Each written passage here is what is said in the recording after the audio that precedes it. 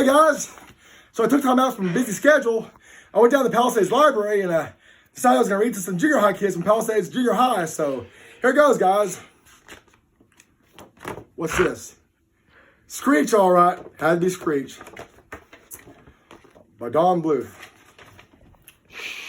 Charlie, a dog that is part shepherd and part scoundrel, is escaping from the pound with the help of his pal Itchy.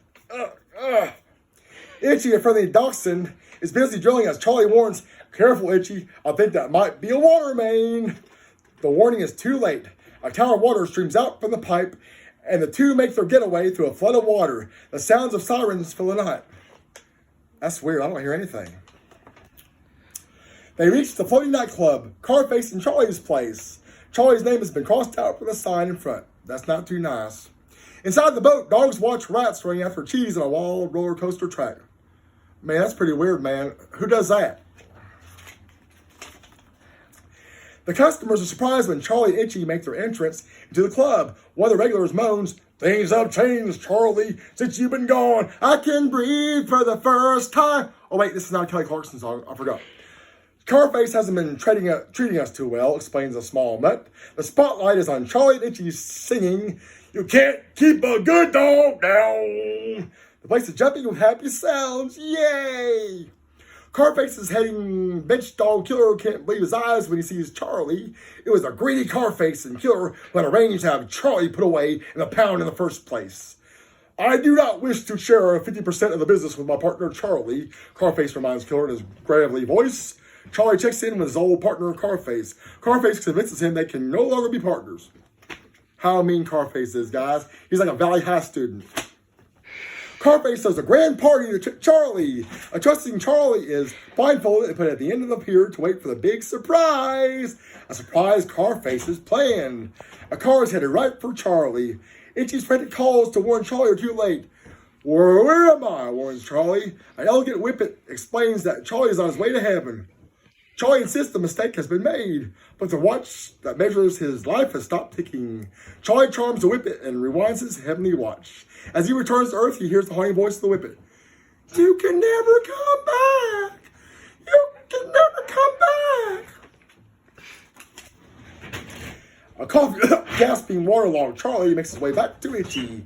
A terrified Itchy screams, "Charlie, you're a ghost." "The ghosts have fleas." Once Charlie convinces Itchy that he's alive, Itchy tells Charlie that Carface is a monster in his basement. That doesn't sound too good. Have a monster in your basement? I don't think I want to be living in that house. Charlie and Itchy spy on the monster in the Carface's basement. The monster is a lovable orphan named Anne-Marie. Aww. She can talk to animals. She talks to animals. Is she like the dog whisperer?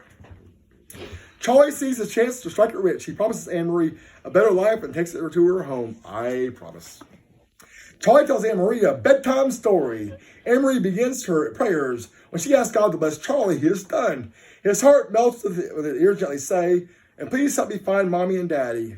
The next day, Charlie, Itchy, and Anne-Marie play a visit to the stable so the little girl can find out the horses which horse will win the race. She will only do this if Charlie promises to give money to the poor, help her find a Mommy and Daddy. I promise. Charlie agrees. A big horse whispers to Anne-Marie in a grand call. I got a hairball. Will win because it is his birthday. Anne-Marie finds a couple that she would like for her mommy and daddy, but Charlie takes the man's wallet to pay for their venture. Then the grand Charlie comes in first, and so begins the winning streak. What a winning bet, huh? It's not like when me and Slater bet in those things we bet on, but that's a whole different story. Anne-Marie gets new dresses. They build a new club. Yay! After much planning and work, it's time for the grand opening of Charlie's place. Thumbs up, guys! Charlie's alive, and I know he's got the girl, Carface growls. Carface makes plans to get rid of Charlie and get Anne-Marie back. Anne-Marie insists that Charlie keeps his promise to share the money with the poor. I promise. They go to a abandoned church to deliver a pizza to a dog named Flo and to promise an orphan puppies.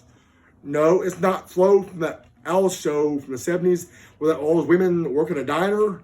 That rundown diner doesn't come close to the Max for Pop's Chocolate Shop. Okay. Charlie, the puppies greet their pal.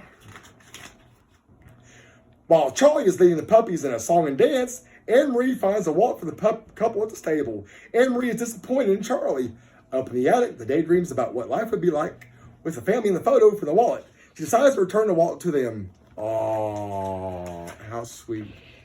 Ain't love grand? The next day, Anne-Marie goes to the Wallet family. Is there such thing as a family of wallets?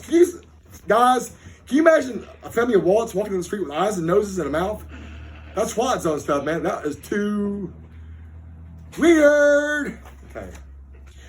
Okay. Charlie follows and wins back the kind-hearted Anne-Marie. The car face is out to get them. Anne-Marie and Charlie escape into a warehouse that fall into an underground swamp below. Charlie, what's moving in the water? Anne-Marie asks as a huge hungry alligator surfaces. King Gator crows. Oh, you look tasty. The gator pops Charlie into his mouth. Charlie howls out one of his famous yodels. King Gator takes Charlie out of his mouth and asks, oh, what do you call that voice, little fella? A baritone or a tenor? The two are instantly pals and sing a bouncy duet. But now Anne-Marie has a terrible cold. Oh my gosh. Hope it's not COVID. Or worse yet, the COVID virus. Ah! A worried Charlie takes a very sick Anne-Marie back to Flo. You're not my friend, Anne-Marie sobs. You're a bad dog. Anne-Marie thinks Charlie is only pretending to be her friend. She runs out coughing and crying into the rain. Don't do that, you'll catch a cold. Of course, Charlie really loves Anne-Marie and chases after her. Charlie hears Anne-Marie scream. Carface has captured her. Itchy spreads the word. Charlie's in trouble and your little girl may die. Charlie has to fight Carface and his thugs, but there are too many of them. Charlie howls his fabulous yodel. King Gator hears and comes to help the rescue. Charlie's love for Anne-Marie is put to the test. He must choose between his life and a drowning Anne-Marie. Charlie saves Anne-Marie. Later that night, Anne-Marie and Itchy are safely tucked in the bed at the Wallet's home. Oh, they live in the home of the Wallet family. Can you imagine living in a home where the home is owned by devices you hold your money in? That's weird.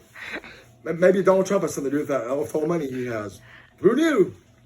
Since Charlie has given his life for Anne-Marie, the beautiful whippet from heaven calls gently, Charlie, you can come back now. It's time for Charlie to say goodbye to Anne-Marie. Anne-Marie is glad to see Charlie. Oh, Charlie, I miss you. Anne-Marie sighs as she hugs and kisses Charlie. I love you. I love you too, kid. I love you too. Ha-cha-cha-cha. Charlie admits, and then Charlie's gone in the glowing light. He got raptured away. Oh, ain't love grand? It is sweet.